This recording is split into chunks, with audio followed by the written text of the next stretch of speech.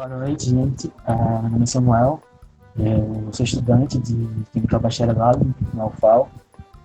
Faço parte do núcleo da BC2, do Grace, e sou membro da DEFARAL, da UMADF, que é a Mocidade da Assembleia de Deus de Farol. Foi nos convidado para este tema, que é a cosmovisão cristã, que é um tema muito importante, porque como a gente vai ver, a cosmovisão cristã ela é a base de todo o nosso conhecimento, que é o conhecimento que a gente vê o mundo.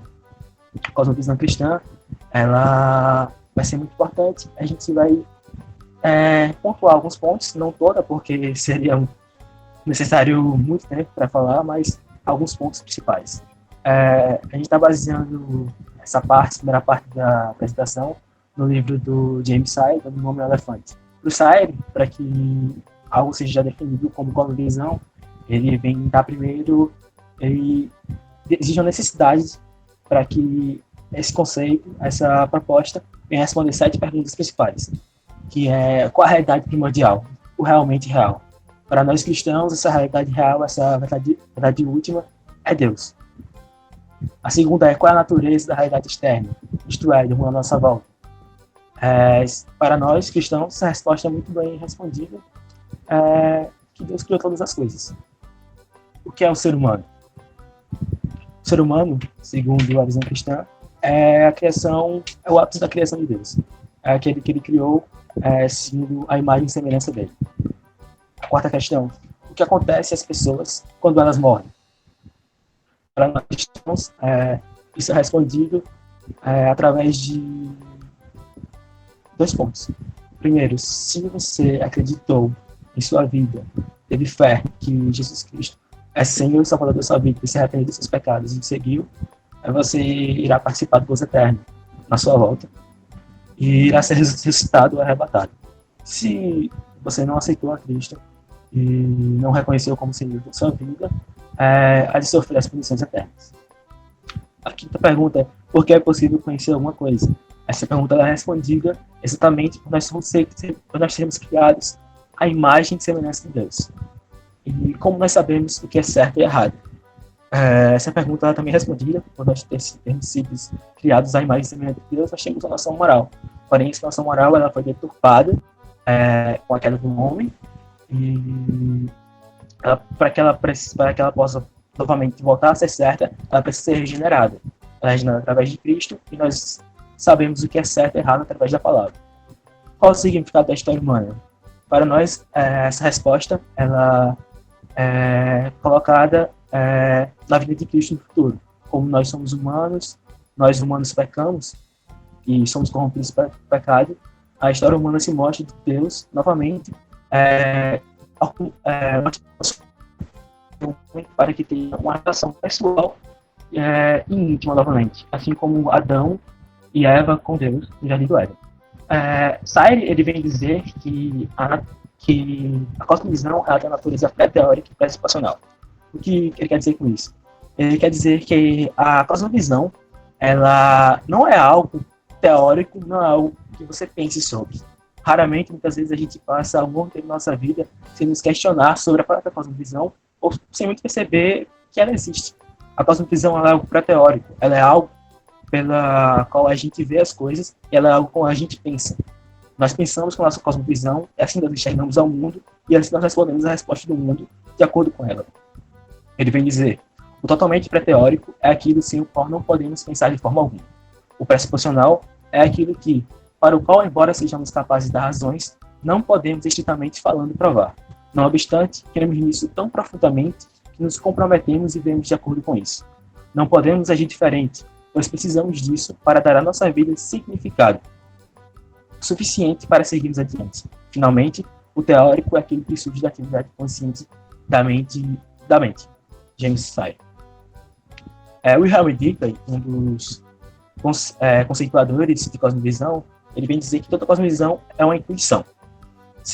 E segundo o sociólogo Karl Meyer, cosmovisões são fenômenos virtualmente conscientes, tendo surgido espontânea e voluntariamente, como entidades profundas, informes e germinais. Elas são assumidas para aqueles que as abraçam e, tudo, são motores primordiais do pensamento e ação.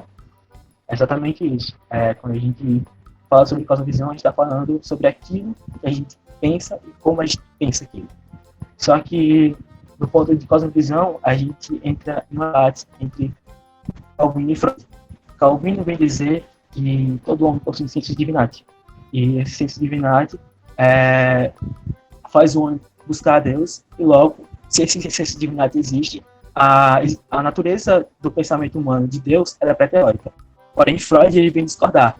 Freud ele vem dizer que Deus ele é criado pela psique humana apenas para satisfazer os desejos humanos. Aqui a gente vê que a existência de Deus ela vai variar, sendo pré-teórica, de acordo com a cosmovisão. Em uma cosmovisão cristã, a existência de Deus ela sempre vai ser pré-teórica, mas em uma cosmovisão naturalista, ela não pode, nem deve ser, a questão de Deus não pode, nem deve ser pré-teórica.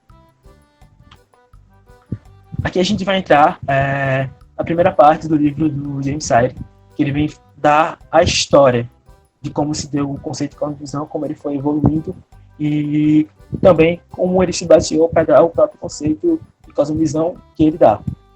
Ele baseia esse livro nos insights de vários autores, e um dos principais é o David Nauli, que ele escreveu um livro muito importante para o Sire, que é Cosmovisão, a História do Conceito.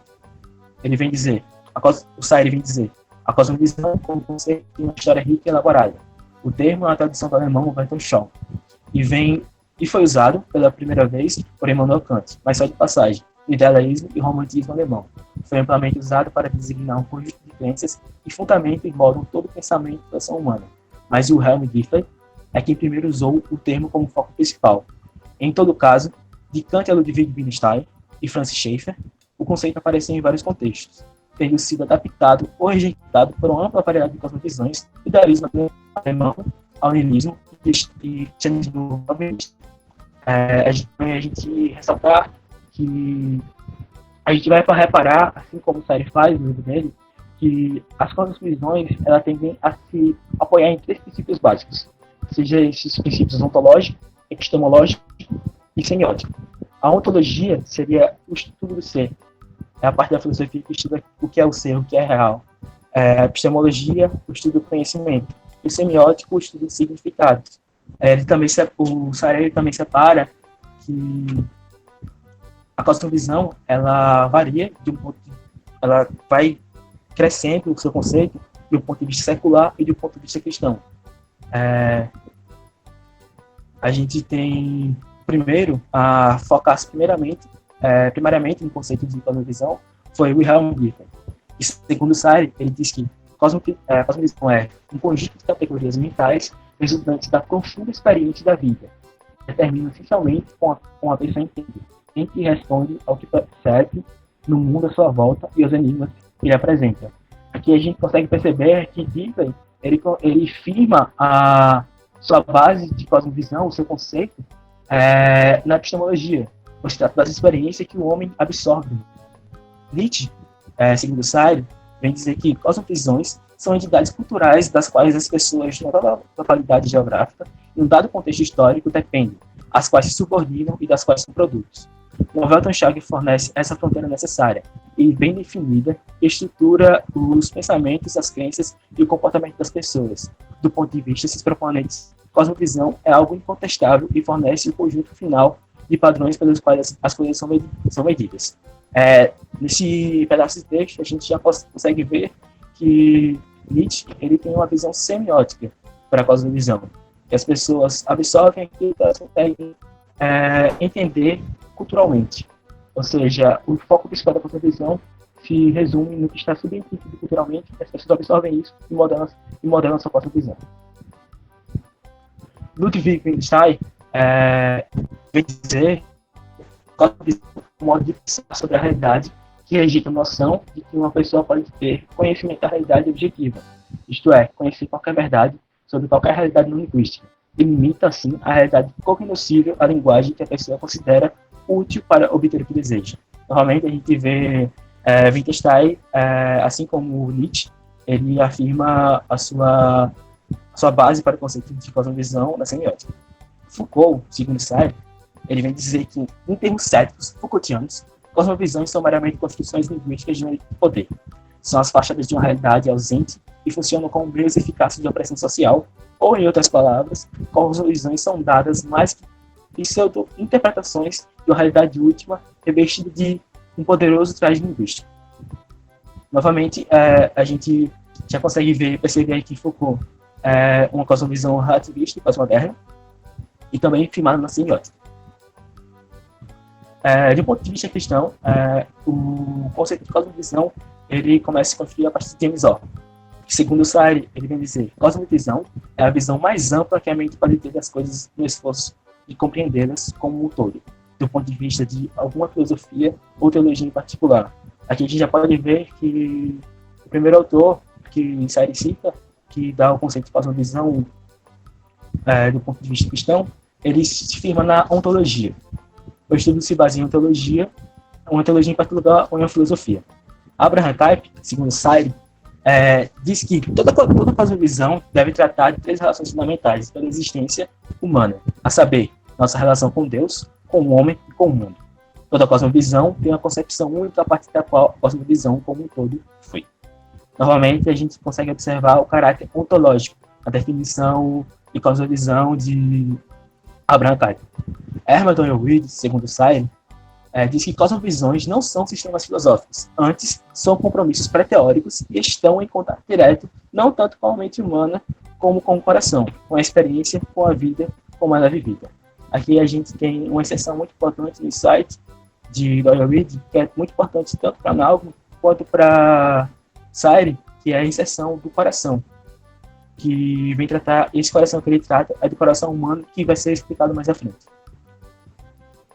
James Orr, segundo Sayre, vem dizer que cosmovisão é uma estrutura, um conjunto de crenças fundamentais pelos quais vemos o mundo, e nosso chamado e futuro nele. Essa cisão não precisa ser totalmente articulada. Ela pode estar tão internalizada que passa muito tempo sem ser questionada. Pode não estar explicitamente desenvolvida na forma de uma concepção sistemática da vida. Pode não estar teoricamente aprofundada na forma de uma filosofia. Tampouco pode estar codificada na forma de um credo. Pode ter sido bastante refinada por um desenvolvimento histórico e cultural. É a estrutura integrativa e interpretativa pela qual a ordem e a desordem são julgadas. É o padrão pelo qual se administra e se busca a realidade. É o conjunto de dobradiças pelo quais todos os nossos pensamentos e afazeres diários giram. Aqui a gente já consegue ver um lado mais trabalhado sobre o lado pré-teórico da cosmovisão em Waters. Albert M. Waters.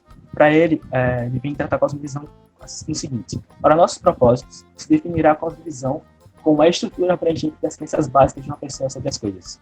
Cosmovisão é uma questão de experiência cotidiana, compartilhada pela humanidade, um componente inescapável de todo o saber humano, sendo como tal não científica, ou melhor, o saber científico depende sempre do saber intuitivo de nossa experiência cotidiana, pré-científica em sua natureza. Pertence a uma ordem de cognição mais básica que a ciência ou teoria. Assim como a estética pressupõe algum senso inato do belo, e a teoria jurídica pressupõe uma noção fundamental de justiça, teologia e filosofia pressupõem uma perspectiva pré-teórica sobre o mundo. Ela fornece um aprimoramento científico de uma cosmovisão. Em Waters, a gente já consegue ver que ele junta a afirmação ontológica e pré-teórica da cosmovisão do seu conceito. Ronald Nash. Em seus termos mais simples, cosmovisão é um conjunto de crenças sobre as questões mais importantes na vida. É um esquema conceitual pelo qual, consciente ou inconscientemente, aplicamos ou adequamos todas as coisas em que cremos, interpretamos e julgamos a realidade. John H. Cook vem dizer que cosmovisão pode muito bem ser definida como a estrutura abrangente das crenças básicas de uma pessoa sobre as coisas, mas nosso discurso, crenças reconhecidas por reivindicações cognitivas, é uma coisa, e nossa conduta, crenças e práticas é outra, e muito mais importante. Muito mais importante. A cosmovisão vivida define as convicções básicas de uma pessoa, define aquilo pelo qual a pessoa está pronta a viver e morrer. Nesses dois autores, a gente já consegue ver a influência, mais tarde a gente vai ver a influência que eles têm no pensamento, na definição do conceito de Sayre e cosmovisão. David Naugam. Cosmovisão, assim, é um sistema semiótico de sinais narrativos que cria um universo simbólico definitivo. A maior parte, o responsável pela conformação de uma variedade de práticas humanas e determinantes da vida. Ela cria o canal em que as águas da razão fluem, estabelece o horizonte do ponto de vista de um intérprete através do qual textos de todos os tipos são compreendidos. É aquele meio mental pelo qual o mundo é conhecido. O coração humano é seu lar e fornece um lar para o coração humano. É difícil, em última análise, conceber uma realidade humana ou cultural mais importante do ponto de vista teórico ou prático do que o sistema semiótico das narrativas que compõem uma cosmovisão. Aqui a gente já vê que algo que também é muito importante para eu conseguir que essa realidade de cosmovisão, ele se baseia tanto, muito fortemente na semiótica, mas em uma conversa que Sayre vai ter com o Naugri, ele afirma que apesar de ele dar esse conceito de dar um grande foco à semiótica, para ele, a cosmovisão sempre deve se basear em princípio ontológico. Cosmovisão do ponto de vista cristão, David Naugri Coração. O Naugri, ele traz um insight muito importante, que ele vem mostrar a comparação que tem entre o coração mostrado na Bíblia e a cosmovisão. Esse site é muito importante porque o coração, do ponto de vista bíblico, ele é o centro intelectual, afetivo, volitivo, centro de princípios das afeições humanas, ponto de vista espiritual e sede do intelecto. Aqui, como ele cita aqui, para mostrar que o coração centro intelectual, ele cita Provérbios 2, 6 ao 10, que diz: pois o Senhor é quem dá a sabedoria, e sua boca procede o conhecimento e discernimento. Ele reserva a sensatez para o justo, quem é com integridade, guarda do justo e protege o caminho dos seus fiéis. Então você entenderá que é justo, direito e certo, e aprenderá os caminhos do bem. Pois a sabedoria entrará em seu coração, e o conhecimento será agradado à sua alma. Afetivo, ele usa 4,14, que diz: então se acendeu a ira do Senhor contra Moisés, e disse: não é Arão, o levita, teu irmão? Eu sei que ele falará muito bem, e eis que ele também sai ao teu encontro, e vendo-te, se alegrará em seu coração. Na questão volitiva, Naugri, ele usa 1 Crônicas 29, 18. Senhor, Deus de Abraão, Isaque e Israel, nossos pais, conserva isto para sempre no intento do pensamento do coração do teu povo, e caminha o seu coração para ti. Como sempre, princípio das afeições humanas, ele usa João 14, 1 para mostrar isso. Não se turbe o vosso coração, credes em Deus, crede também em mim. A fonte de vida espiritual, Atos 8, 21. Tu não tens parte nem sorte nesta palavra, porque o teu coração não é reto diante de Deus. E como sai do intelecto, ele usa isso para afirmar Romanos 1, 21. Porque, tendo conhecido a Deus, não o glorificaram como Deus, nem lhe renderam graças, mas os seus pensamentos tornaram-se fúteis, e os seus corações insensatos se obscureceram. A gente também pode tirar essa relação entre coração e cosmovisão da Bíblia, quando Jesus fala em Mateus 6, 21. Porque onde estiver o vosso coração, aí estará também, onde estiver o vosso tesouro, aí estará também o vosso coração. Aqui a gente vê que o coração, ele é o centro, ele é o âmago do ser humano, é a parte mais íntima.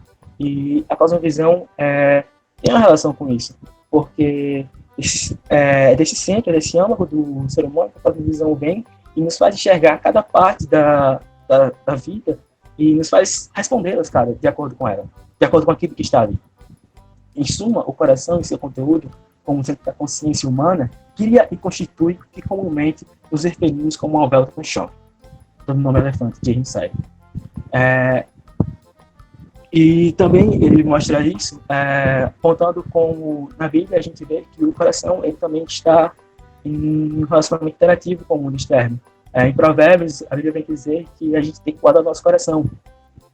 E a gente também deve guardar a nossa cosmovisão, porque nós estamos em contato com o mundo pecaminoso e em contato com o mundo que à volta está corrompido pelo pecado.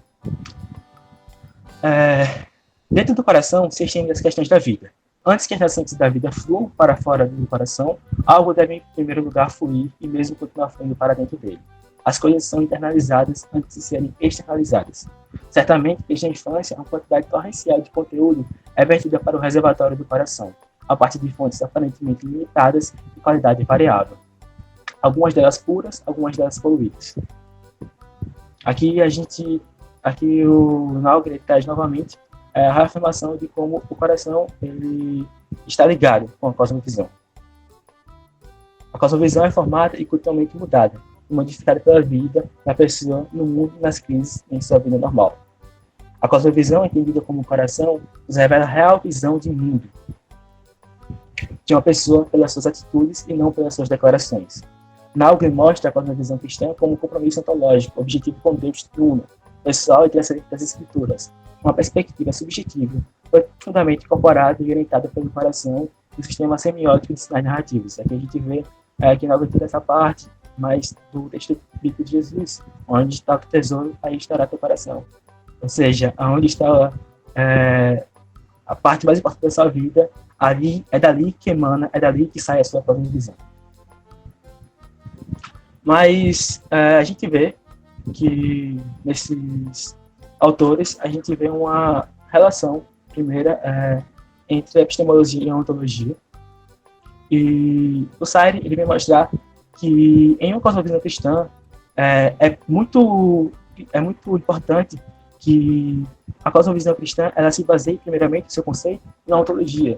Isso porque a gente entende pela Bíblia, a gente vê, e através mesmo da interpretação da fé da judaica tradicional, da cristã, que o princípio de ser, a base mais básica do ser que a gente entende é Deus. Quando Deus se revela a Moisés, e Moisés pergunta quem ele é, que nome ele deveria dar, Deus fala, eu sou. Deus é o nível mais fundamental do que significa ser. E a Bíblia, de Gênesis e Apocalipse, ela vem mostrando que há um Deus, que há uma verdade última. E assim também se firma o Novo Testamento. No Novo Testamento, ele responde uma pergunta. Ele levanta a pergunta e responde uma pergunta. Quem é Jesus? E essa pergunta respondida é muito importante ser respondida ontologicamente, porque Jesus ele se torna Senhor e Salvador da nossa vida quando nós nos reconhecemos como Deus, nós reconhecemos como parte da Trindade. Para que algo seja revelado, antes tem que ter algo a revelar. Ou seja, para que algo possa ser explicado, a epistemologia, antes tem que ter algo ontológico, antes tem que ter algo por ser, tem que ter seres do ser para ser explicado. E a gente tem um exemplo de um problema de se colocar a epistemologia na frente da ontologia, quando Descartes vem tratar no seu código sobre a dúvida, a crítica que ele traz, em que ele traz que Deus existe porque Deus colocou um pensamento dentro da cabeça dele, que existe um ser perfeito. E ele, como ser imperfeito, não poderia ter esse pensamento de ser perfeito. Mas, lá na frente, quando Nietzsche surge, ele confronta esse pensamento, argumentando que, apesar do pensamento poder ser real, não significa que o pensador é real. Aqui a gente chega à definição de cosmovisão de Sayre. Para ele, cosmovisão é um compromisso, uma orientação fundamental do coração, que pode ser expresso como uma história ou no conjunto de pressuposições, suposições que podem ser verdadeiras, parcialmente verdadeiras ou totalmente falsas, que sustentamos consciente ou subconscientemente, consistente ou inconsistentemente, sobre a constituição básica da realidade e que fornece o fundamento no qual vivemos, nos movemos e existimos.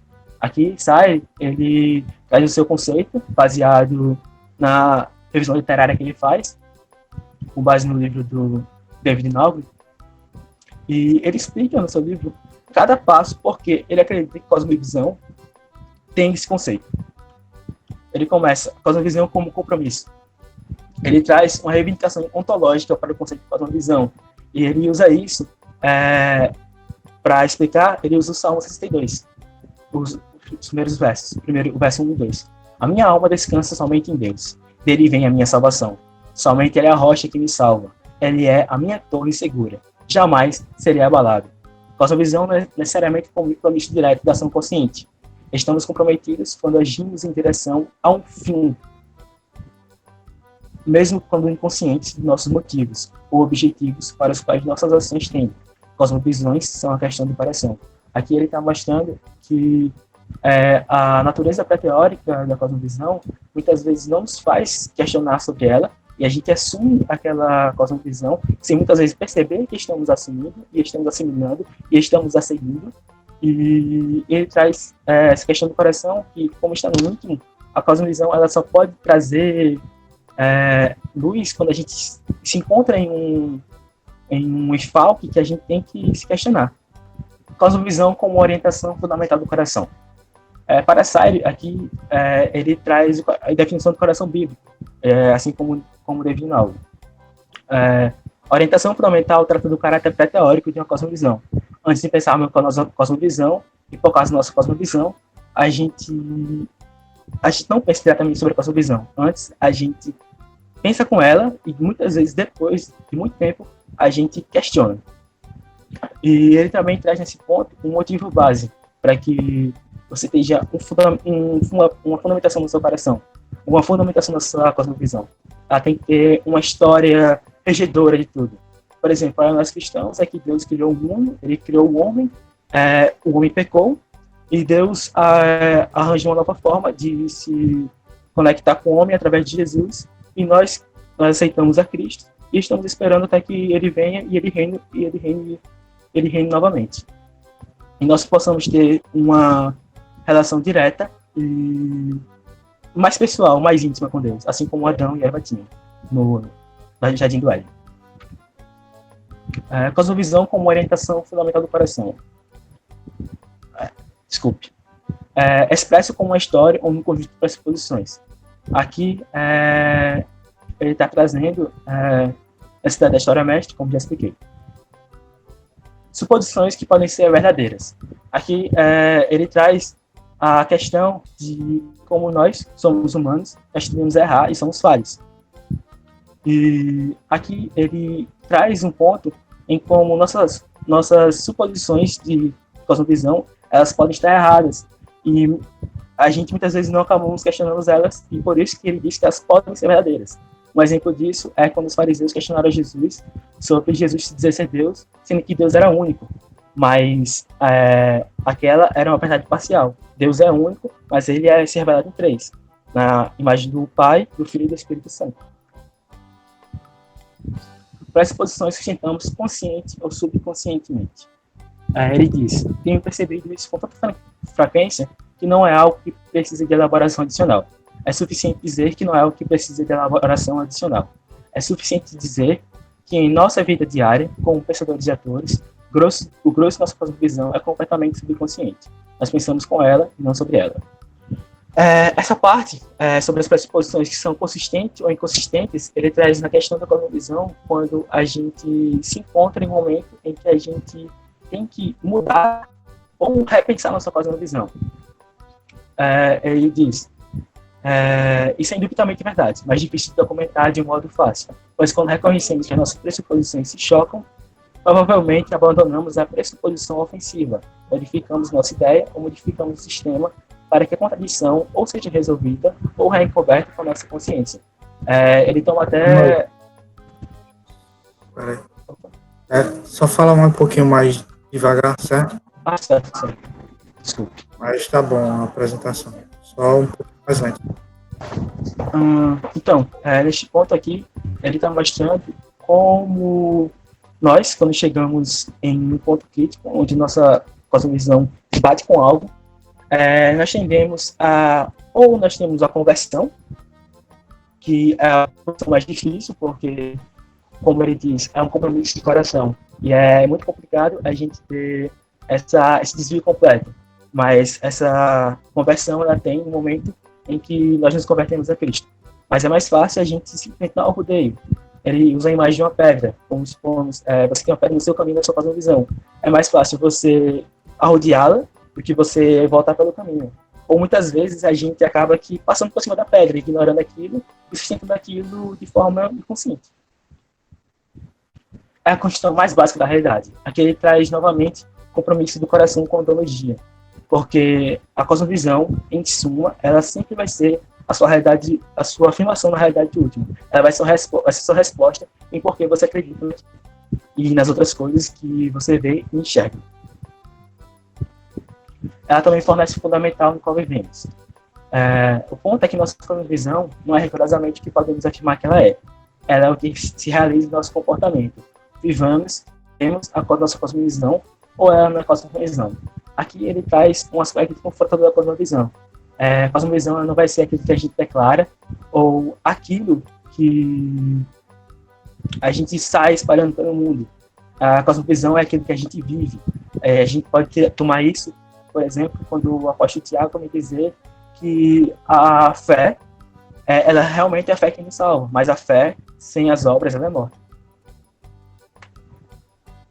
A gente também precisa diferenciar que a cosmovisão, ela é diferente da doutrina. A cosmovisão, ela é o pré-teórico, é aquilo que a gente pensa. A doutrina é aquilo com que a gente pensa a cosmovisão. Tem esse trecho do Perry Dutch, no artigo dele, do Big Bang do Coração, a cosmovisão, que ele explica isso. Doutrina e cosmovisão cristã andam de mão dadas, porém não são a mesma coisa. De modo precário, podemos dizer que uma é a luva e a outra a bola. Não há, neste caso, como segurar a bola sem usar a luva, e não há razão de usar a luva se não for para jogar a bola. Precisamos das duas. Por isso, não há como se falar em cosmovisão cristã e a doutrina. E não há como pensarmos em cosmovisão cristã sem um coração regenerado. Qual é o ponto de partida para a estruturação da cosmovisão cristã? E esta estruturação se dá através do discipulado, que opera através do ensino performático das doutrinas. Agora a gente vai aqui entrar numa questão das respostas que saem, traz e como a cosmovisão cristã, a gente vai elaborar mais profundamente quando a cosmovisão cristã responde. Essa parte a gente consegue responder as 4 primeiras perguntas. A realidade última, a realidade construída, o que é o homem e por que o homem pode adquirir conhecimento. O que é o homem? A gente tira essa resposta de Gênesis 1, 26, 27. Então disse Deus, façamos o homem à nossa imagem, conforme a nossa semelhança, domine dele sobre os peixes do mar, sobre as aves do céu, sobre os animais grandes de toda a terra, e sobre todos os pequenos animais que se movem entre o chão. Criou Deus o homem à sua imagem, a imagem de Deus o criou. Homem e mulher os criou. Aqui a gente traz a resposta. Deus, da primeira pergunta, Deus é o Criador. Da segunda pergunta, Ele é o Criador de todas as coisas. A terceira pergunta, o homem, ele é a criação de Deus, ele é o ápice da criação de Deus. O homem é aquele que Deus formou com suas próprias mãos e soprou vida nele. O homem, ele tem o caráter, ele é feito a imagem e semelhança de Deus, ele tem um caráter racional, ele reflete sobre as coisas e questiona, e tem um caráter moral. A gente também pode usar a primeira versão de 5:23 para dar uma estrutura do homem. E mesmo Deus de paz vos santifique em tudo, e todo o vosso espírito e alma e corpo sejam plenamente conservados e irrepreensíveis para a vida do nosso Senhor Jesus Cristo. A resposta mais elaborada, o homem é a criação de Deus, e o homem ele é composto de espírito, alma e corpo. A definição de espírito, segundo o pastor Linné Cabral, o espírito é o princípio ativo de nossa vida espiritual, religiosa e imortal. É o elemento de comunicação entre Deus e o homem. Segundo o pastor Reinaldo Renovato, a alma, no sentido impessoal, a alma equivale à própria vida. No sentido de ser parte interior do homem, refere-se à sua personalidade ou à pessoa. Aqui o pastor Reinaldo Renovato toma a alma como a identidade do homem. O corpo, segundo o pastor Linné Cabral, é a parte inferior do homem que se constitui de elementos químicos da Terra, como oxigênio, carbono, hidrogênio, cálcio, fósforo, potássio, enxofre, sódio, cloro, iodo, ferro, cobre, zinco e outros elementos em proporções menores.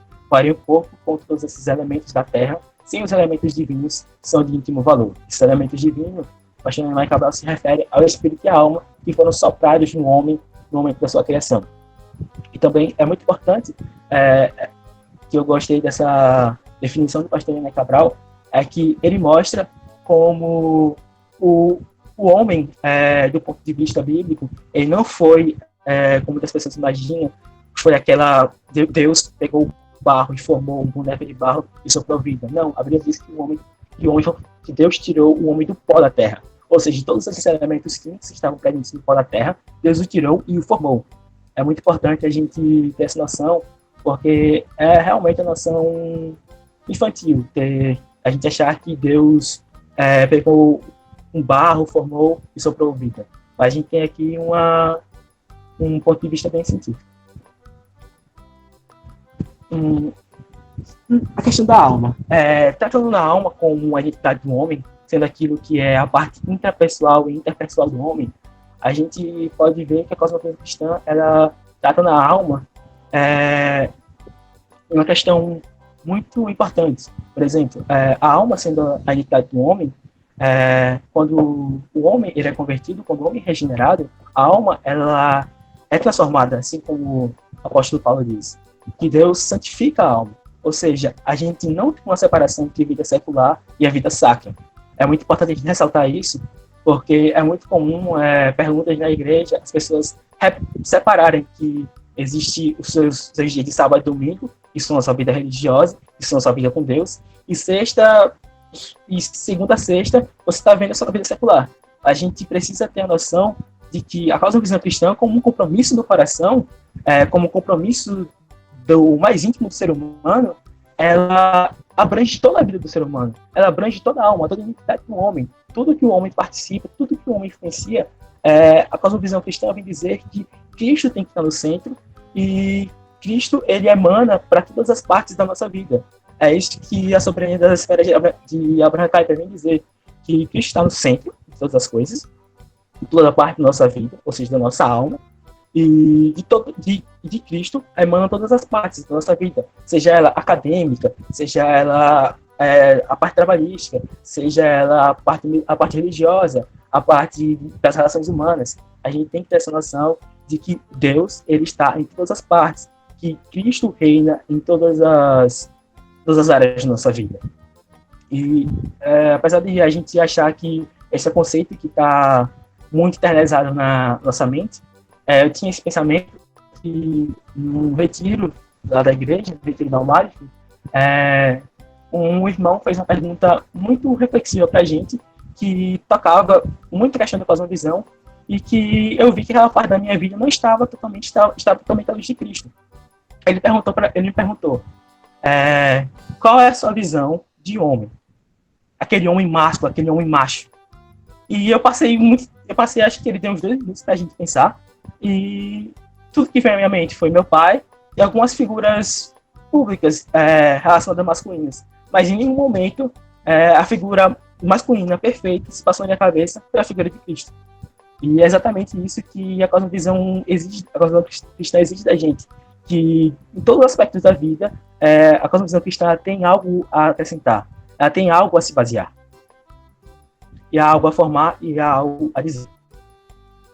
O corpo na cosmovisão cristã ele tem que ser respeitado, porque como o apóstolo Paulo diz, o corpo ele é o templo do Espírito Santo.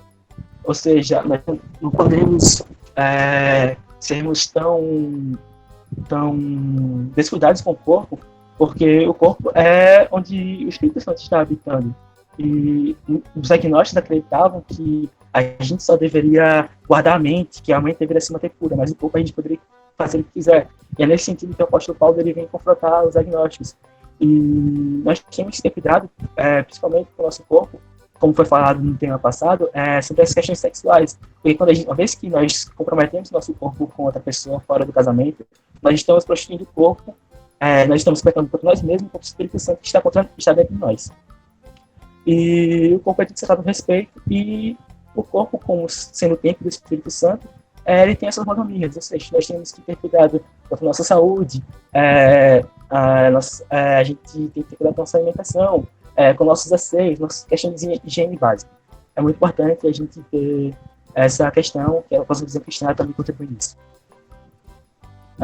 Tudo sobre a ética. A cosmovisão cristã também, ela obviamente fala sobre a ética. E usando essa parte usando o livro Ética Cristã, do Norman Geisler, Norman Geisler ele vem mostrar que o cristianismo, a ética cristã, segundo ele, ela se forma bastante no absolutismo ideal.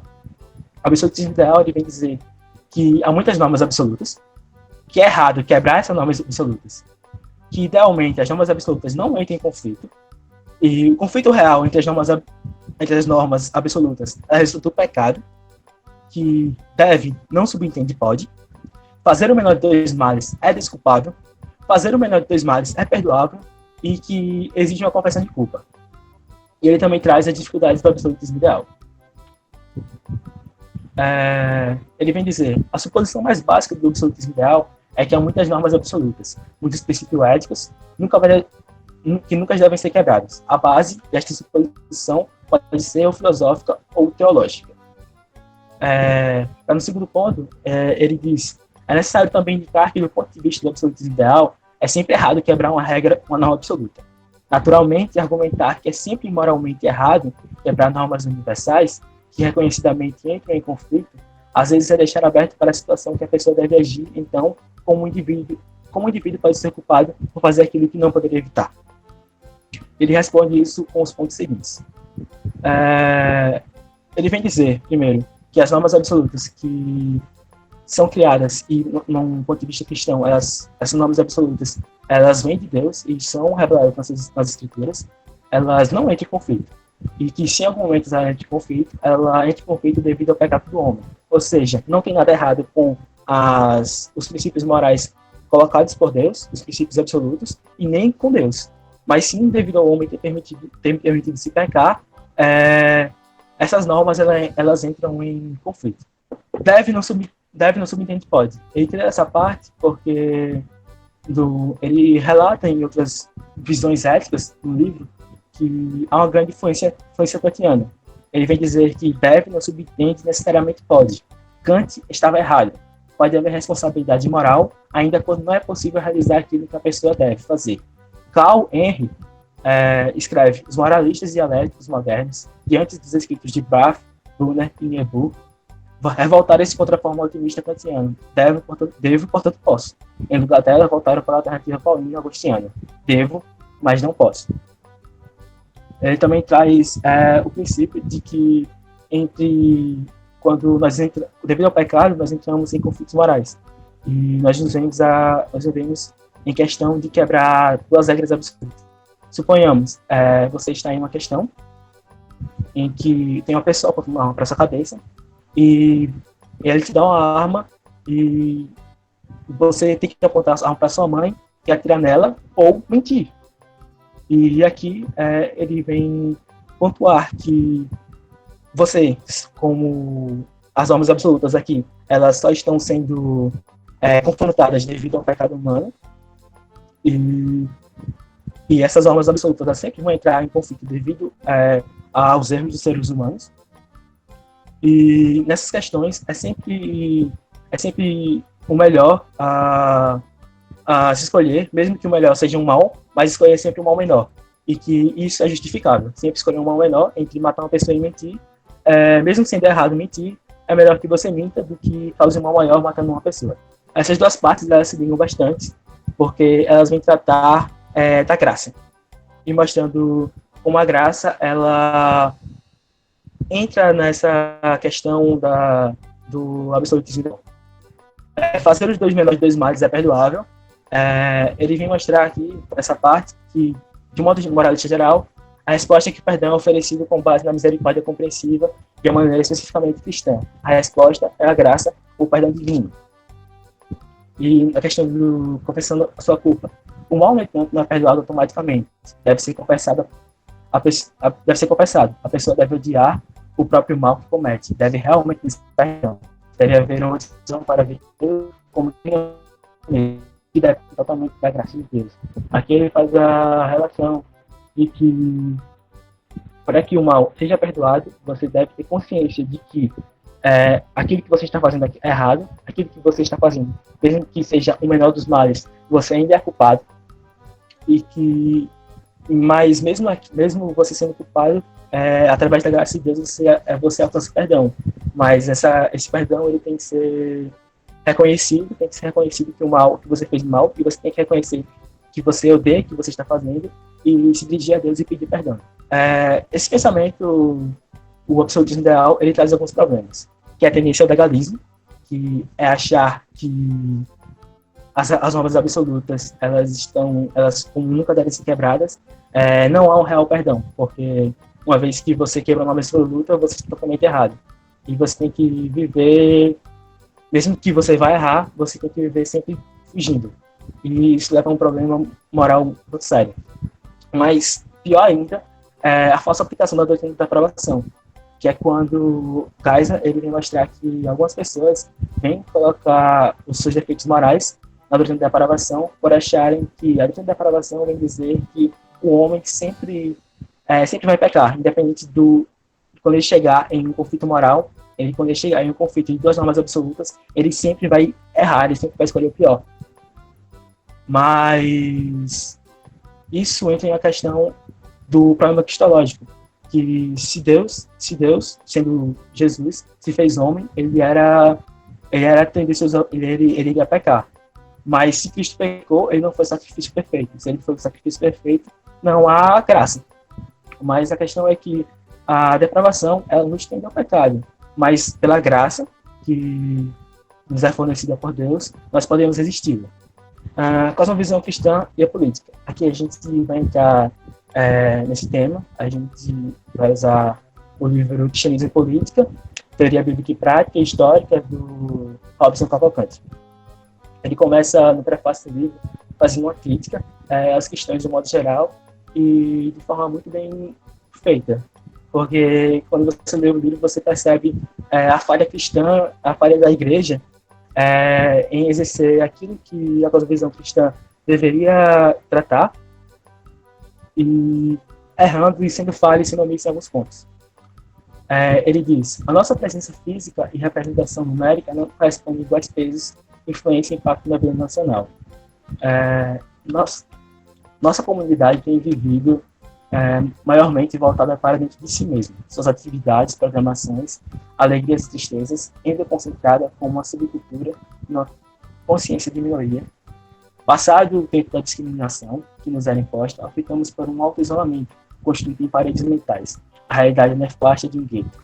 A esse isolamento corresponde a diminuição das possibilidades que influenciariam a sociedade com nossas ideias. Nas últimas décadas, a presença de evangélicos na política tem se caracterizada pelo individualismo da atuação, além do despreparo ético e científico de alguns. Descompromisso com a comunidade de fé, a ausência de uma análise crítica global, os problemas de projetos alternativos, caindo em imediatismo de medidas da rotina, das coisas de cunho meramente assistencialista e clientelista, sem uma identidade, sem uma contribuição própria, que se assedia a reboque dos diversos líderes, partidos e ideologias, tanto a direita quanto a esquerda. Aqui ele vem mostrar que nós cristãos, nós nos reprimimos na própria igreja, acreditando que se nós nos aperfeiçoarmos espiritualmente e eticamente, a gente iria impactar a sociedade. Isso, do ponto de vista, daria certo. Mas a questão é que, à medida que a gente foi se aperfeiçoando eticamente, espiritualmente, a gente começou a se concentrar cada vez mais e mais dentro da igreja e não acabou atingindo a esfera social. Ele também mostra que os políticos, os cristãos, políticos poucos que entraram na política, muitas vezes entraram com problemas éticos e acabaram que manchando a imagem da igreja. Eu vou mostrar aqui no vídeo para vocês de um exemplo de como os políticos eles estavam em despreparo ético e científico. Vou passar esse vídeo aqui, gente, um momento.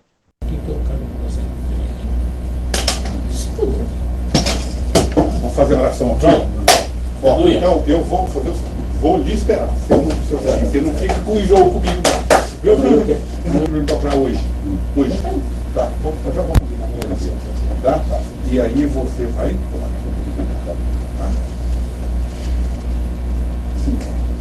Pai, eu quero te agradecer por estarmos aqui.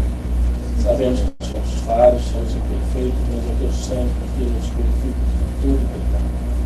Pai, nós somos gratos pela vida do Paulo, que simplesmente bênção para as nossas vidas, para essa cidade, porque o Senhor contempla a questão do seu coração. Santas são as investidas, Senhor, de homens malignos contra a vida dele, contra as nossas vidas. Nós precisamos dessa tua cobertura, dessa tua graça, da tua sabedoria, de pessoas que tenham, Senhor, armas para nos ajudar nessa guerra. E acima de tudo, Senhor, todas as armas podem ser falhas, todos os planejamentos podem falhar, todas as nossas atividades, mas o Senhor nunca falha. O Senhor tem pessoas para condicionar e levar no coração onde o Senhor quer. A sentença é o Senhor que determina, o parecer, o despacho, é o Senhor quem faz acontecer. E nós precisamos de livramento na vida do irmão.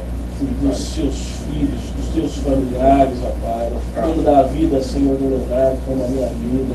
Nós precisamos de uma cidade diferente. O Senhor tem uma cidade diferente para nós. Tu tens um novo tempo para nós, Senhor. E a tua palavra despede o que eu te dei. Eu creio, Senhor, na tua palavra. O Senhor é verdade. O Senhor é a nossa justiça. O Senhor é aquele que abre as portas. Meu Deus, a tua palavra diz que serão envergonhados. Serão constituídos em nada aqueles que se levantaram contra nós. O Senhor um dia pegou o rei chamado Nabucodonosor, e fez ele pastar, comer capim, para entender que o Senhor prevalece. Meu Deus, nós estamos sendo alvo de pedaços.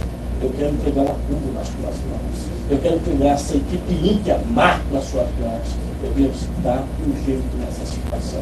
Tira esses homens do nosso caminho, Pai. Faz o Senhor crescer e ter a tua bênção. É o que oramos em nome de Jesus. Então, gente, aí a gente tem um exemplo de como nós cristãos nos reprimimos realmente na igreja e não acabamos como influência na sociedade. E aquelas pessoas que se diziam cristãs e que se envolveram com política, é esse exemplo que a gente tem. Elas não foram luz e mancharam. A igreja está realmente manchada, a igreja realmente está com algo manchado nas suas vestes. Como o vídeo mostra, o homem de camisa roxa, ele era um pastor, e em declarações mais tarde ele veio dizer que a oração, no momento, se tratava de porque o homem de camisa rosa, que era o que passava a propina, estava passando por dificuldades. Mas quando o homem de camisa rosa foi preso, no mensalão DF, ele falou abertamente que naquele momento o pastor realmente estava orando para que a investigação não avançasse, e que ele tinha assim, noção de que ele estava recebendo dinheiro de propina, e que muito dinheiro da propina que ele recebeu, ele usou em algumas coisas para movimentos da igreja. Essa parte a gente fala sobre política em Jesus. Uma vida solidária, social e politicamente não é parte do conteúdo do Evangelho, mas sua consequência necessária. A política de Jesus é para nós a contínua contextualização e vivência da parábola do bom samaritano. Solidariedade sacrificial sem barreiras ou preconceitos. Aqui o autor ele vem tratar sobre como Jesus ele agiu em todas as camadas da sociedade. Ele agiu entre fariseus, entre saduceus, ele agiu entre os zelotes, ele agiu entre os publicanos. Ou seja, Jesus ele não discriminou nenhuma das camadas sociais, nenhuma das camadas de poder, mas integrou todas elas. A gente pode ver isso quando Jesus formou os 12. Você tinha Pedro, que era um zelote, e Mateus, que era um publicano. Nenhum partido humano é detentor de toda a verdade, ao ponto de merecer o apoio incondicional de Deus. O caminho de Jesus foi o caminho da ética. Aqui, gente, é importante perceber que Jesus ele não se filiou a nenhum desses partidos, porque, primeiramente, a gente tem que ter essa noção, porque os partidos que nós temos hoje e os modelos políticos e econômicos que nós temos são doutrinas de homens.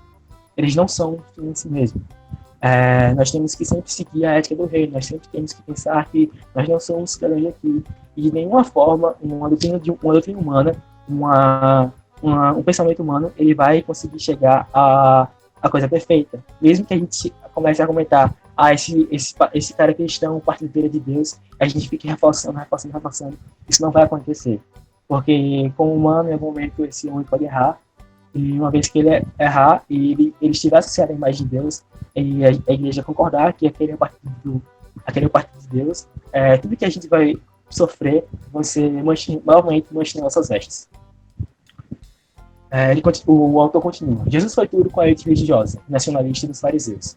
Os legalistas, muitos religiosos, jogadores do próximo, ele os chamou de hipócritas, cegos, serpentes, raça de víboras, e o fez em discursos públicos. Jesus não foi um meio nazareno ou o pai do Galileu, mas um homem másculo, corajoso, destemido, diferente da imagem deturpada de poetas e pintores, que é o Jesus que expulsou os cambistas do templo e derrubou suas mesas. Não bajulou os políticos, mas foi incisivo com o rei. Naquela mesma hora, alguns fariseus vieram para dizer-lhe: retira-te e vai-te daqui, porque Herodes quer matar-te. Ele, porém, respondeu: ide dizer a essa raposa que hoje e amanhã expulse demônios e cure enfermos, e no terceiro dia terminarei. Lucas 13, 31 e 32. Estamos bem longe de Jesus, que o rei chamou de raposa. Aqui o autor vem mostrar que nós não devemos ser coniventes com as autoridades, com as camadas mais altas do poder, mas sim que sempre que elas estiverem erradas, a gente tem que apontar, nós temos que confrontá-la. Como os cristãos, assim como Jesus, naquele momento em que eles nos fazem querer sair daquilo que Jesus nos deve fazer, sair da ética do reino, sair do plano que Jesus tem para nós, como embaixadores dele, nós temos que confrontar totalmente as autoridades e exigir nossos direitos. E em caso de entre obedecer ao homem ou a Deus, sempre obedecer a Deus. A política social em Paulo. É lícito que hoje, necessitado cristão, apele para a previdência social do Estado, que opera com os impostos recolhidos dos contribuintes cristãos, como é lícito às instituições cristãs receberem doações do orçamento público, que igualmente opera com os impostos pagos pelos crentes. Mas tal atitude nunca pode implicar o compromisso ou dependência, nem eximir das responsabilidades a comunidade dos fiéis. As contribuições públicas podem ser ocasionalmente subsidiárias, nunca as principais. O autor ele vem trazendo essa parte que é comum, primeiramente, como um direito civil, o cristão recorrer à previdência social, porque isso é um direito garantido constitucionalmente. Mas também não se sente culpado porque muitas contribuições do Estado são feitas por nossos irmãos, são feitas por aqueles que passam pelas mesmas tribulações de Cristo que nós. E também o autor traz, do ponto de vista dele, que não vê problemas em a igreja receber um auxílio estatal, mas o problema há um problema real quando a igreja se torna refém do Estado devido a esse dinheiro. Infelizmente, a gente tem passado por isso quando alguns pastores vêm tratar os seus fiéis como massa de manobra para vender voto e acabam se compromissando com o Estado, e muitas vezes quando o governo muda, a oposição ganha, a igreja se vê em situações tribuladas, muitas vezes devendo, com contas públicas a pagar, e muitas vezes sem dinheiro para agir, porque estava dependendo do Estado, quando deveria, principalmente, depender dos colaboradores das pessoas que formam a igreja. O autor continua: aquele que furtava, não furte mais. Antes, trabalhe fazendo com as próprias mãos o que é bom, para que tenha que acudir ao necessitado. Não apenas deve o cristão trabalhar e que ele trabalhe se sustente, como também o fruto desse trabalho não deve ter uma destinação egoística, mas social, ganhar para sobreviver e ajudar. Aqui o autor traz a parte solidária que nós devemos ter, que quando nós vemos uma pessoa passando por necessidade, nós como cristãos devemos ajudar, e principalmente nossos irmãos. Jesus vem dizer que naquela hora muitos falarão Senhor, Senhor, e Jesus vai falar: apartai-vos de mim, não vos conheço, porque quando tive fome, não me deste de comer, quando tive sede, não me deste de beber, e estava nu e não me vestiste. E aqui o autor trata de como o cristão ele não age só diretamente na política, mas também diretamente com ações sociais, que apesar de não ser dever principal da igreja, mas é um dever que nós cumprimos. Afinal, nós não fazemos porque vamos ser salvos se fizemos, mas nós fazemos porque somos salvos. A política social em Tiago. Há uma relação entre riqueza e pobreza e desamparo. Tem-se condenado e matado o justo, sem que ele vos faça resistência. Os pobres estavam desamparados, sujeitos, dependentes, sem nada poder fazer e a ninguém recorrer. Esses eram esses ricos os homicidas, segundo já ensinava o Antigo Testamento, porque privavam os pobres também de subsistência, matando-os aos poucos. É muito importante também a gente perceber que, no momento da igreja, durante a polarização, historicamente, a igreja se dividiu. A igreja se dividiu entre aqueles que colocaram sua fé totalmente que a igreja deveria fazer a obra social para que pudesse ser salva. Isso, como os católicos pensam, que a salvação parte das obras. e aqueles que acreditavam, como eu disse, que a gente deveria crescer espiritualmente, eticamente e assim atingir a sociedade. Só que esses que tiveram esse pensamento de se isolar, eles começaram a demonizar totalmente o comunismo. E qualquer coisa que lembrasse causa social e causa trabalhística, eles relacionavam com o comunismo e jogavam fora. E recusavam totalmente. Só que aqui a Bíblia vem mostrando que nós temos que ter um papel social, ajudando socialmente, e também ajudar aqueles que estão sofrendo na mão de empregadores empregadores duros e que acabam abusando, muitas vezes, dos seus empregados. Política ética individual de Pedro. Deus será glorificado pelo comportamento correto e pelas boas obras dos cristãos. Calaremos a boca dos críticos, praticando o bem. Somos chamados a viver para a justiça. 1 Pedro 2,34, parte B. Outra vez, o tema da santidade cristã é compreendido não como um perfeccionismo moralista e individualista, mas como uma santidade para fora, para o próximo, para a prática do bem. Devemos cultivar comunhão com Deus, fraternidade genuína com os da fé, bom trato para com todos os homens e cumprir os deveres políticos. Semelhantemente a Paulo, Pedro focaliza a submissão do servo do Senhor e a submissão à autoridade como forma de testemunho. É importante a gente aqui ressaltar que nós, como cristãos, nós temos que dar o exemplo ético-moral e o exemplo social de estar ajudando as pessoas e ser um exemplo ético-moral muito bem, porque assim as pessoas conseguem ver a luz de Cristo brilhando em nós.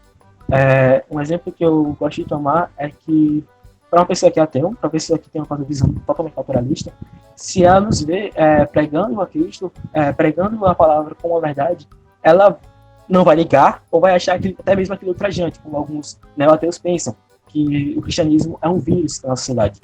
Mas se um ateu, um naturalista, vê que a igreja está cumprindo seu papel social, está atingindo as comunidades sociais e está fazendo um grande trabalho, ele vai se envolver com aquilo. Porque ele está vendo que aquela razão, aquelas coisas não estão sendo baseadas apenas em falatório, mas sim estão cumprindo. Na verdade, estão cumprindo aquilo que eles têm por verdade. Isso dá uma credibilidade maior nessa fé. A política ativa em João.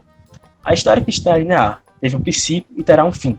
O projeto para a humanidade no Éden é restaurado na Nova Jerusalém.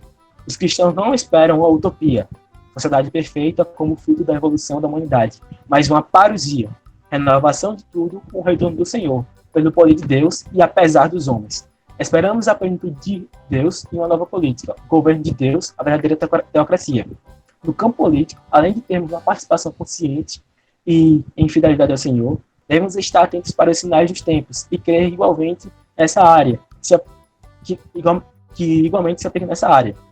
Se aplica a advertência paulina, porque a nossa luta não é contra o sangue e a carne, e sim contra os principados e potestades, contra os dominadores deste mundo tenebroso, contra as forças espirituais do mal, as regiões celestes. A batalha política é também uma batalha espiritual. Aqui o autor ele vem ressaltar que nós cristãos nós não podemos acreditar que todos os problemas humanos vão ser resolvidos a partir de uma política econômica ou a partir de uma política econômica, por exemplo, o socialismo, que mais tarde leva ao comunismo, que acredita que o pecado original é a propriedade privada e acredita que todos os problemas humanos vão ser totalmente extintos a partir que eles chegarem ao ponto final de comunidade em que todos compartilham tudo e os meios de produção são controlados pela população.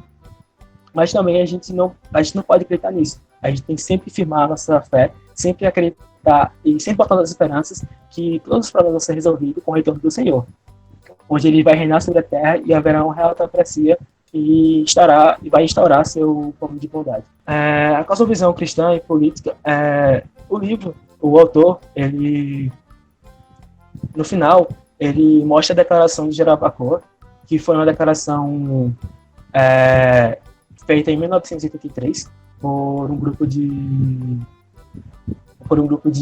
igrejas, a Fraternidade Teológica Latino-Americana.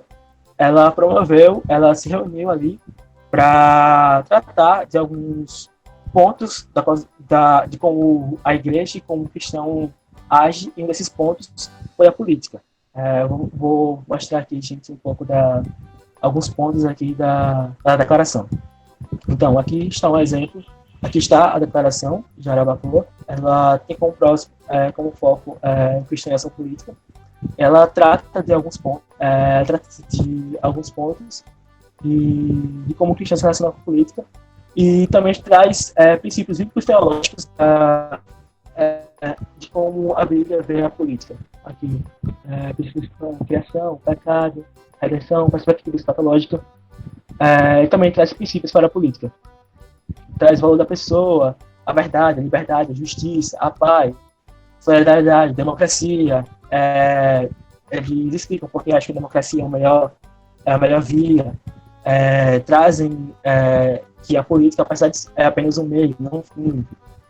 Dá exemplos de como a sociedade civil, a sociedade política, da economia. Então, a ação não é tão grande, tem cerca de umas 8 páginas no máximo, e vem tratando algumas relações de cristão com a política que são bem interessantes de se ressaltar.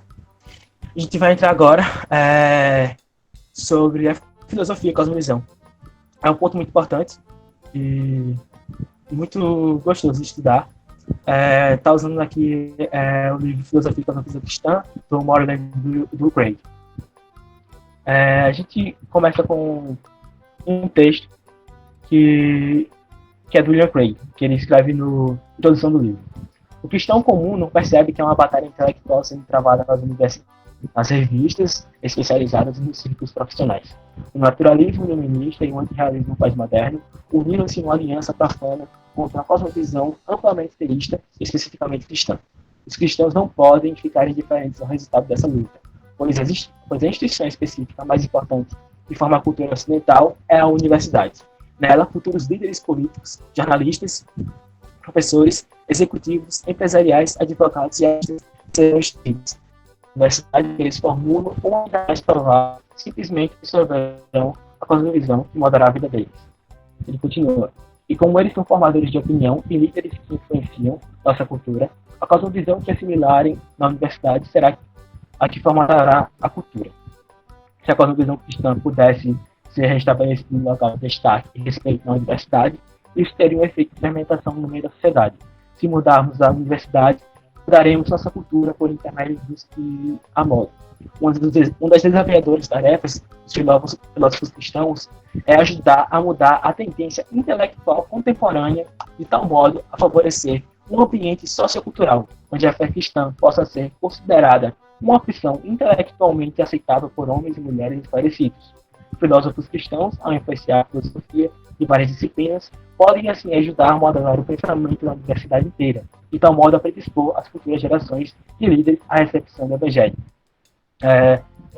Nessa introdução do livro, o Craig ele vem mostrar o quão importante a filosofia ser inserida a filosofia cristã ser inserida em cada área do conhecimento, para que assim a gente possa desenvolver uma cosmovisão que as pessoas veem, a cosmovisão cristã, de forma mais aceitável. Por exemplo, para os naturalistas, é totalmente ultrajante e motivo de piada você acreditar em um Deus que criou todas as coisas e que há que está mexendo em cada conceito universal para que haja vida. Para uma pessoa que tem uma cosmovisão ativista, ela acha totalmente ultrajante você dizer que há uma realidade última, que é aquela que existe uma verdade e que você apontar. E é aqui que ele vem trabalhar sobre como a filosofia ajuda a cosmovisão a adentrar na sociedade e influenciar uma sociedade que considere culturalmente a cosmovisão como algo aceitável e que faz sentido. Ele vem trazer 6 pontos de como a filosofia ela auxilia a cosmovisão adentro da sociedade. Ele mostra na apologética, contestação, que a filosofia é a manifestação central da imagem de Deus em nós. A filosofia é a serva da teologia. Ela eleva aos olhos da comunidade cristã e a filosofia ela integra a cosmovisão cristã. Na apologética, ele vem dizer: a filosofia auxilia a tarefa da apologética. cujo objetivo é restabelecer uma defesa plausível do teísmo cristão, em face das objeções que lhes são apresentadas, oferecendo evidências positivas a seu favor. Os poetas do Antigo Testamento frequentemente recorrem a vastos argumentos sobre a natureza do mundo para justificar a religião de Israel. No Novo Testamento, os apóstolos usaram a argumentação e raciocínio filosófico para proclamar a Cristo aos incrédulos. A filosofia ajuda o indivíduo expondo argumentos sobre a existência de Deus, esclarecendo e defendendo uma concepção abrangente de que é a existência de algo, até mesmo das entidades não físicas excluídas da dimensão espaço-temporal, como, por exemplo, Deus, anjos e talvez almas desencarnadas. Aqui ele mostra que a filosofia tem um auxílio muito grande na visão do sistema apologética, que é muito importante, porque a apologética é a defesa, a apologética cristã é a defesa do cristianismo. Esse é um centro, né? É um grupo de apologética cristã, e é muito importante a gente ter esse grupo no Alafal, porque a gente vai estar representando, a gente vai estar respondendo, a gente vai estar podendo defender nossa fé lá. A contestação aqui, Craig, ele fala sobre como a igreja, a cosmovisão cristã, e a igreja, ela não deve só ficar respondendo, mas ela também tem que apontar, ela tem que tomar sua firmeza, a sua realidade, ela tem que afirmar cada vez mais de que a cosmovisão dela é certa, a cosmovisão dela é uma verdade última, e apontar a sociedade, e apontar princípios da sociedade que estão totalmente errados. E a filosofia ela auxilia nisso. Ele vem dizer: a filosofia auxilia a igreja na atividade polemista, contestação. Enquanto a apologética envolve a defesa do teísmo cristão, a contestação tem por tarefa criticar e refutar as visões alternativas de mundo. Por exemplo, no campo da inteligência artificial e da psicologia cognitiva, há uma tendência em ver o ser humano em termos fisicalistas, quer dizer, como um sistema físico complexo. Apesar de alguns pensadores cristãos discordam, o dualismo é um princípio ensinado nas escrituras. Parte da tarefa de um cliente trabalhado nas áreas de inteligência artificial ou da psicologia cognitiva é desenvolver a crítica sobre a concepção puramente fisicalista do ser humano, e essa tarefa inclui questões relacionadas à filosofia da mente. Como a filosofia ela não toma cargo de questões de primeira ordem, e segunda, como por exemplo, o que essa área faz, por que essa área faz isso, é importante que o cristão adentre com a cosmovisão cristã na área dele e possa moldar a área e adentrar com o pensamento e tornar cada vez mais razoável para as pessoas verem que o cristianismo, que a cosmovisão cristã, ela é aceitável e que ela está certa. A filosofia é a manifestação central da imagem de Deus em nós. Craig vem dizer: a filosofia é uma manifestação central da imagem de Deus em nós. É muito difícil propor uma definição incontestável da imagem de Deus, mas a maioria dos teólogos concorda que ela inclui a habilidade em se ocupar do raciocínio abstrato, especialmente nas áreas relacionadas às questões éticas, religiosas e filosóficas, uma vez que a filosofia, assim como a religião, é uma disciplina que enfoca principalmente as questões fundamentais acerca do âmago da existência. Então, a reflexão filosófica a respeito de Deus, sua revelação especial e geral, faria parte do nosso modo de amá-lo e de refletir os seus pensamentos. Ela é serva da teologia. A filosofia ajuda a gente, na teologia, a explicar doutrinas como a doutrina da Trindade, da encarnação. Em algum momento pode ser paradoxal e contraditório dizer que Deus é um, mas ao mesmo tempo Deus tem uma pessoa, é pessoal, ele é formado das três pessoas, do Pai, do Filho e do Espírito Santo. E a filosofia ela auxilia a teologia nisso, esses conceitos. E também, em alguns momentos, onde a Bíblia não é explícita, a filosofia, do ponto de vista cristão, ela vem trazer respostas, como, por exemplo, a eutanásia. A Bíblia não trata diretamente sobre a eutanásia, mas com o auxílio da filosofia a gente consegue usar princípios bíblicos e moldar um pensamento sobre a eutanásia. Eleva a ousadia. Aqui, o Craig vem usar a pesquisa de um sociólogo, o John Geiger, que ele vem dizer o seguinte: se os apologistas persuadiram ou não os críticos... desculpa, gente. Eu vou dar primeiro... Desculpa, cometi um erro agora. Ele usa essa pesquisa de John Geiger, que John Geiger diz que na igreja primitiva, muitos gregos e romanos estavam desdenhando da fé cristã, dizendo que ela não era intelectual, mas alguns dos fiéis que estavam ali, muitos irmãos, eles começaram a responder de forma intelectual e começaram a mostrar que a fé cristã, ela tem um lado intelectual, ela tem um lado razoável, ela tem um lado racional. E isso cresceu o ânimo da igreja, porque eles tiveram a firmeza racional e que sua igreja não era só baseado na fé, na fé que eles chamavam de racional, mas sim que havia um porquê deles acreditarem naquilo. John Geiger vem dizer que os apologistas persuadiram ou não os críticos pagãos a rever a sua visão a respeito dos crentes, como dos analfabetos. O certo é que eles tiveram sucessos em fazer incidir sobre o grupo como um todo uma imagem favorável de si mesmo, como a corporificação da verdade, da verdadeira sabedoria e devoção. Independente do que possamos dizer sobre o propósito desses apologistas, a sua função latente não era tanto mudar a imagem pagã em relação aos cristãos, mas evitar que essa imagem fosse interiorizada por eles. A integração. Essa parte da integração é muito importante, e o Craig vai falar, integrar significa misturar ou formar um todo. Nesse sentido, a integração ocorre quando as convicções teológicas do indivíduo, principalmente as baseadas nas escrituras, estão misturadas e unidas para posições julgadas como racionais por fontes dentro de uma cosmovisão cristã coerente e intelectualmente adequada. Aqui ele entra bastante na parte filosófica, que ele vem falar que é muito importante que cada cristão tem um papel na sua área como cristão, e esse papel pode ser contribuir na filosofia da sua área. E contribuir na filosofia da sua área, fazendo cada vez mais crescer essa questão de cosmovisão cristã, inserir cada vez mais cosmovisão cristã em cada área do conhecimento, fazer que as pessoas que estão sendo formadas naquela área achem razoável achem razoável a cosmovisão e a fé cristã, e achem que ela tem sim uma base, ela tem sim um porquê, que ela não é totalmente racional. E é isso que, nessa parte, ele vem clamar, que nós cristãos começamos a agir cada vez mais na filosofia da nossa área. E que, uma vez firmada a filosofia cristã nas áreas do conhecimento, as pessoas que seriam formadas sairiam de lá tendo um pensamento totalmente diferente. E culturalmente isso seria afetado, porque formaria uma cultura onde a cosmovisão, a fé cristã, ela é aceita, ela é razoável e ela é racional. A gente termina aqui, gente, a apresentação. Estão as referências.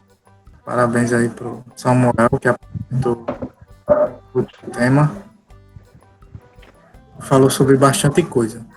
Agradecer ao Samuel, né, que se dispôs de estudar esse tema que é tão complexo e abrange tanta coisa, né? Agradecer a Deus pela vida do Samuel e de todos que estiveram aqui participando. Então, dado isso, eu vou pedir que o Ebson ore, pode ser? Pode sim. Amém. Então, o Ebson ora, a gente encerra. Deus, eterno Pai, nós te agradecemos, Senhor, por tuas bênçãos. Te agradecemos, Deus, por essa reunião, pelos amigos que nos deste, Senhor, que nos ajudam a crescer em conhecimento, em graça, a te conhecer mais e mais. Deus, eu te agradeço por cada componente do Grupo Grace, por cada um que tem contribuído, Senhor, com esse grupo, que tem nos ajudado a fortalecer a nossa fé, a nossa esperança, a nossa confiança em Ti, ó Deus. Eu te apresento cada um deles, te peço também, Senhor, por pessoas, Senhor, que estão nesse momento, Senhor, em dúvidas, que estão nesse momento passando por dificuldades, que estão nesse momento se despedindo de seus familiares, e outros que estão falecendo, Senhor, que o Senhor tenha misericórdia das nossas vidas, tenha misericórdia do nosso mundo. Deus, que possamos encontrar graça em Ti, que possamos encontrar confiança e esperança em Ti, que a Tua igreja, Senhor, permaneça avançando, Senhor, e distribuindo conhecimento como nós temos feito aqui, para que o Senhor nos encontre fazendo a Tua obra, fazendo a Tua vontade, Senhor. Deus, terça-feira, o Senhor tenhamos um novo encontro, Senhor, do grupo, que fala aos nossos corações, que encha-nos do Teu conhecimento, e que novamente, Senhor, possamos desfrutar da comunhão, da amizade com as pessoas aqui que estão reunidas. Em nome de Jesus, amém.